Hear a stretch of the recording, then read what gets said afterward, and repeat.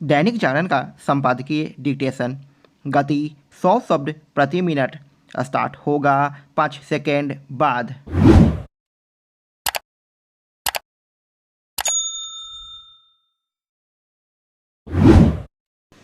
Start. Congress के राज्यसभा सदस्य धीरज साहू और उनके करीबियों के ठिकानों पर आयकर विभाग की ओर से की गई छापेमारी में 300 करोड़ रुपए से अधिक की नकदी मिलने से यदि कुछ सिद्ध हो रहा है तो यही कि भ्रष्टाचार के खिलाफ तमाम सक्रियता के बावजूद उस पर लगाम लगती नहीं दिख रही।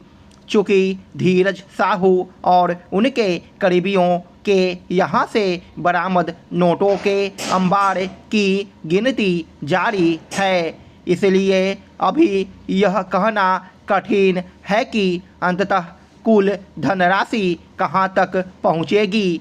धीरज साहू कोई पहले ऐसे नेता नहीं जिनके यहाँ से अकूत धनराशि मिली हो। इसके पहले देश तब दंग रह गया था जब बंगाल में ममता सरकार के मंत्री पार्थ चटर्जी की महिला मित्र के यहाँ से 50 करोड़ रुपए नकद बरामद होने के साथ कई अचल संपत्तियों के दस्तावेज मिले थे। उन्होंने यह अकूत संपदा शिक्षकों की भर्ती में धांधली करके बटोरी थी। अपने मंत्री के कदाचार से शर्मसार तृणमूल कांग्रेस ने उन्हें बाहर का दरवाज़ा दिखा दिया था, लेकिन कांग्रेस अभी तक धीरज साहू को लेकर मौन है। उनके बचाव में कुछ ऐसे स्वर सुनने को मिले हैं कि वह बड़े और पुश्तैनी कारोबारी हैं। निसंदेह ऐसा ही है, लेकिन आखिर उन्हें इतने अधिक रुपए अपने पास रखने की क्या ज़रूरत पड़ गई थी कि उनकी गिनती करना कठिन हो रहा है। पहली नज़र में यह भ्रष्टाचार का गंभीर मामला नज़र आता है। झारखंड में ही इसी तरह का एक मामला तब सामने आया था जब IAS पूजा सिंघल के करीबी के यहाँ से ED को 17 करोड़ रुपए की नकदी मिली थी। ये मामले यही बताते हैं कि भ्रष्ट नेता नौकरशाह और कारोबारी करोड़ों के वाले न्यारे करने में समर्थ हैं। जो भ्रष्ट नेता कारोबारी भी होते हैं वे दोनों हाथों से अकूत संपदा जुटाने में इसलिए अधिक समर्थ होते हैं क्योंकि उन्हें राजनीतिक संरक्षण मिलता है।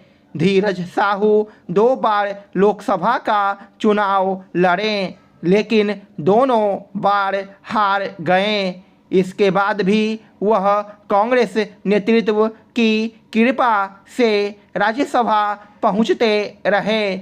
जब तक कोई प्रमाण न मिले तब तक यह नहीं कहा जा सकता कि वह पैसे के बल पर उच्च सदन पहुँचे, लेकिन यह किसी से छिपा नहीं कि किस तरह कुछ लोग धन बल के जरिए राज्यसभा की सदस्यता हासिल कर लेते हैं।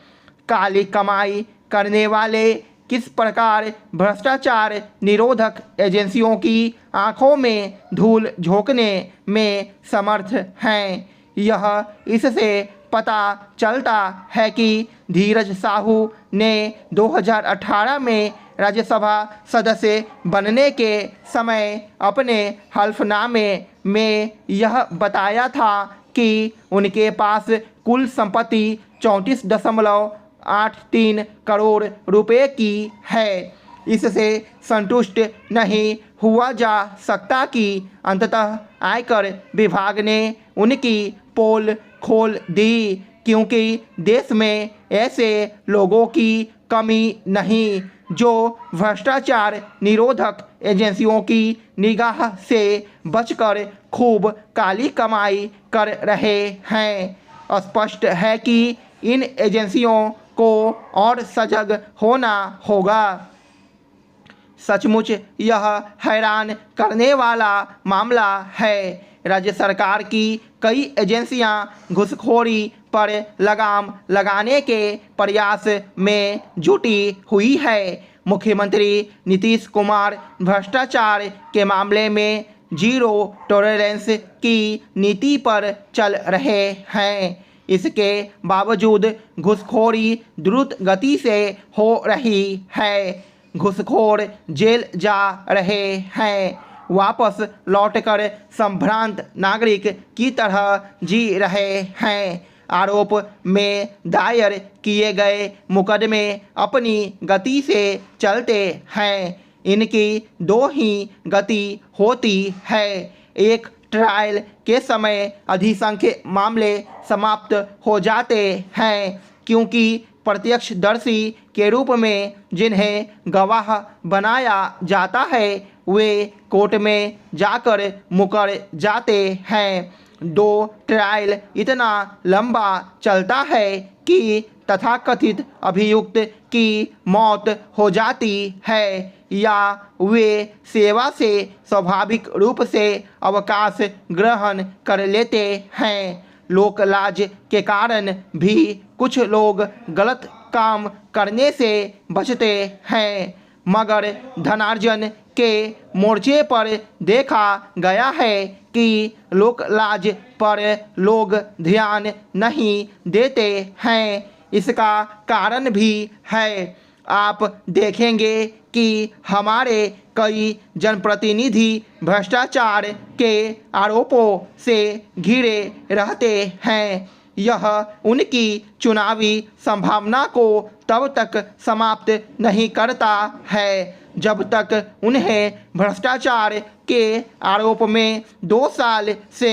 अधिक की सजा न मिल जाए।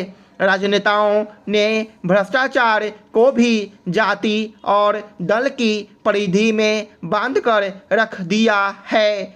सवर्ण, पिछड़े, अनुसूचित जाति, जनजाति और अल्पसंख्यक समाज के सभी वर्ग के लोग अपनी बिरादरी के नाम पर भ्रष्टाचारियों को संरक्षण देने से परहेज नहीं करते हैं।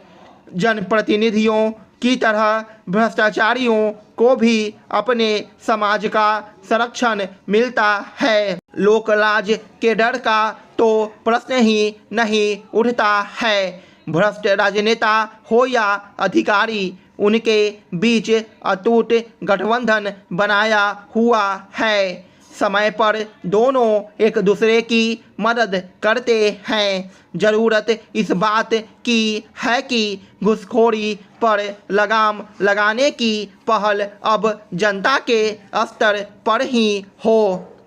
करुणा प्रकृति प्रदत्त ऐसा दिव्य मानवीय गुण है जिसके रहते सत्य, अहिंसा, त्याग, दया, परोपकार आदि सद्गुणों का प्रादुर्भाव स्वयं होता है। मानवता इन्हीं से पालित एवं पोषित होती है।